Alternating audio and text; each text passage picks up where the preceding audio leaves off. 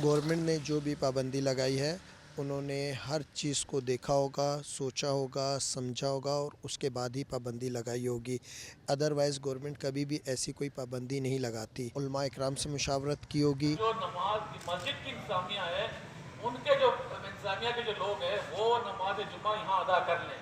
استغفر اللہ ربی من کل ذنب اذنبته واتوب الیہ۔